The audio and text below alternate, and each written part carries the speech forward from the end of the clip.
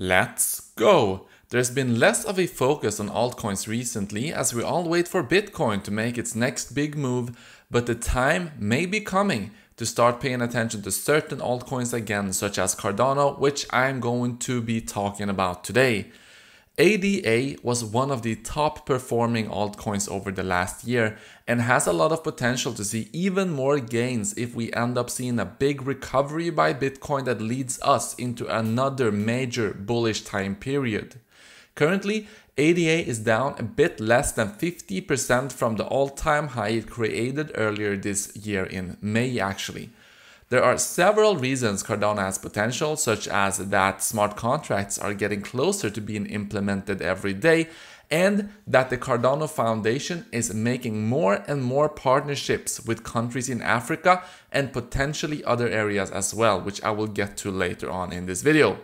So other than that, I will also be sharing some other recent news about Cardano and its plans for the future. So if that sounds good, then make sure to subscribe and activate the bell icon so you do not miss out on more videos like this, as well as everything else I post here on this channel. So I will start off with an update on smart contracts because that is the biggest event that everyone is still waiting for, and the event that will likely have the biggest effect on both the price of ADA and the growth in usage of the Cardano network.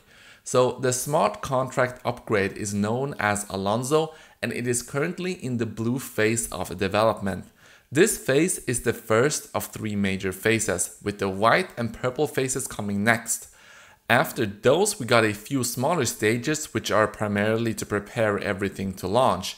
If we take a look at the roadmap released on Twitter, we can see when these phases are expected to be completed. White is expected to launch in July, purple in August, along with the red and black staging phases. Then, if all goes to plan, the mainnet launch of Alonzo will come in September. 3 months may seem like a long time to wait when we have already been waiting so long for this update, but it may actually end up being for the best because that leaves a good amount of time for the overall crypto market to recover or improve. That is not necessary for the update to succeed, but whenever crypto is doing well in general, there's a lot more money flowing into new projects such as those that will be launched on Cardano once smart contracts are implemented. For now, and up until the purple phase, we are not able to access smart contract features on the testnet as they are limited to a small number of test users and developers. But in August, when the purple phase is released, anyone will be able to use the Cardano testnet to try out the new features. That will also allow developers time to get familiar with them and start creating some decentralized applications, which will then be able to be launched as soon as Alonzo goes live on mainnet. Moving on, I have covered the deals that have been made between Cardano and Ethiopia in a previous video, but there is already another major deal being developed in Africa, this time with Tanzania. Not all the details have been released yet, but it is known that the focus of the deal is to build a scalable infrastructure working alongside World Mobile to provide mobile internet access to the country along with a digital identity.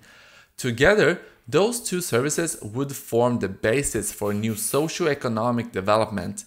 In a tweet mentioning the deal, John O'Connor, one of the people involved, mentioned that it would be bringing 1 million new users to Cardano. Seeing as World Mobile will almost certainly be providing the internet access side of things, we can assume that Cardano will be involved in the digital identity portion of the deal. This would also make sense because that is similar to what they are providing in one of the deals they made with Ethiopia, where they are providing digital identities and credentials for students across 3,500 schools. In a later interview, when asked about the deal, O'Connor mentioned that the deal will be making use of the features provided by the smart contracts coming in the Alonzo upgrade. Some of those features that will be used will be microloans and collateralized loans. He also discussed the development of open finance on Cardano, which is when finance applications are created with open APIs that allow them to be used by third-party developers to integrate them into other services. If this deal plays out how it is sounding like it will, then Cardano could end up being the base for the new financial system in Tanzania, which is exactly what Charles Hoskinson has been working towards for so long. Speaking of Charles Hoskinson, he has expanded his targets beyond just Africa as he is looking into taking a trip to El Salvador after getting in contact with officials there. While the El Salvadorian president has already made it clear that the bill making Bitcoin a legal currency is going to stay exclusive to Bitcoin, perhaps he will be interested in utilizing Cardano as a basis for a DeFi ecosystem in the country. As a leader who has expressed interest in improving the financial situation of the country and providing banking services to those who have never had access to them, Cardano could be a logical choice to partner with. Hoskinson also stated that several of the people he has talked with have already expressed interest and that he has sent over a bunch of documentation and is now just waiting for a response, which he expects within the next 2 to 4 weeks. Even if El Salvador ends up declining to work with Cardano, I would not be surprised to see some other countries in Central and South America express interest in doing so, as countries such as Paraguay, Brazil, Panama, and others have all come out and shown interest in bringing crypto to their nations recently, and partnering with Cardano could be a big step in that direction. We have talked many times about how decentralized the Cardano network is, as more than 70% of the total supply of ADA is staked, and yet another staking milestone was reached recently as the number of addresses staking Cardano hit 650,000. 50,000 of those addresses were added in just the past 3 weeks, which goes to show how quickly the network is growing.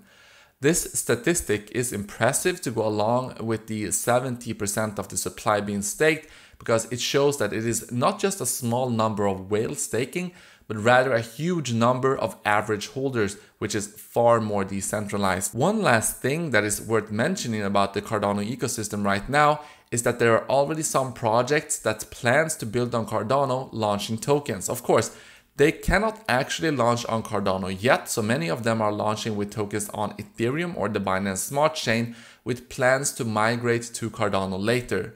While there is not necessarily anything wrong with that, I would encourage you all to be careful if you do decide to invest in any of these projects, because all they can offer right now is a plan for the future, not an actual product or service.